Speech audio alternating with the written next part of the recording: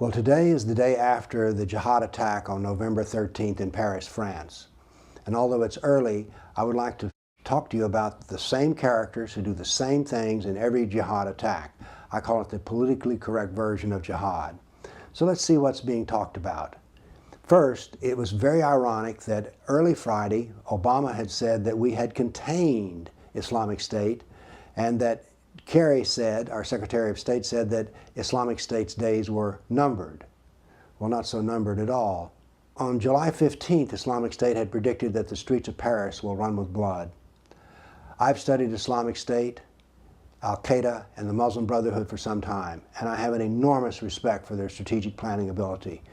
If al-Qaeda, Islamic State, and the Muslim Brotherhood say something's going to happen, it will happen, just as it did in Paris.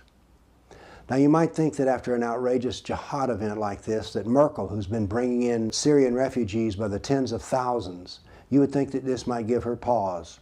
And indeed, Ms. Merkel has spoken to us, and she said that Europeans need to manifest their values and be tolerant. Tolerant of what, Ms. Merkel? Rape, welfare, jihad, mass murder attacks? But anyway, we're supposed to be tolerant. Now, here in America, we don't use words like jihad because those are considered offensive. So as a result, when Obama makes a statement about what the world is going to do, he talks about terrorism and terror networks. Mr. Obama, you should be talking about jihad and jihadi networks. Now, it's also predictable that those who are left of center will start talking about those who are right of center and blame the whole event on them. And sure enough, Salon magazine has started blaming the conservatives or the far right. There's never right, it's just far right, and their abrasive language. So I guess people such as myself are the ones who caused the Paris attacks. I don't think so. The Guardian has said, well, now Muslims in Paris are going to have to start worrying because people are going to look at them like, well, they're associated with terror or something. What Muslims should be worried about is not being associated with terror, but being associated with jihad. The Guardian has also said that extreme far right will use this message to crank up their politics, and that worse will happen because of, I guess, not the Muslim jihadists, but because of those who talk about the doctrine of jihad. Religious leaders in America will talk about the religion of peace and how they know Muslims and how we're all members of the same family of Abraham.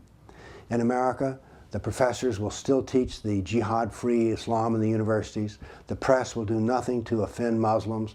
The police will not study the doctrine of jihad. And politicians will cry out, we need more and more Muslim refugees. Nothing will change. Life is just going to keep on going on like it is, and Friday the 13th in Paris will just disappear into the rearview mirror. I have a prediction to make. Let's see if this happens.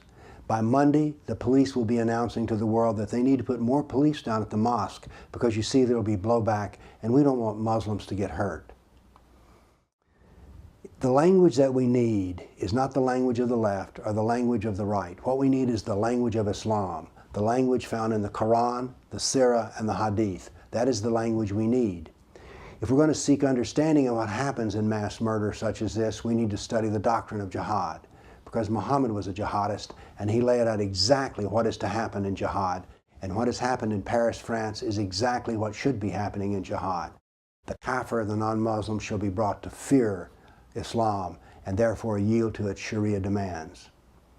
When it comes to language, what I have to say to you is, study the Quran, the Sirah, the Hadith, so that you too can adopt a precise language, so that you won't use words like terror, but instead will use words like jihad.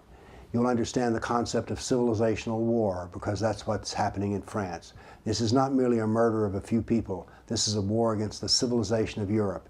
And if we don't wake up, we will lose the war. Thank you.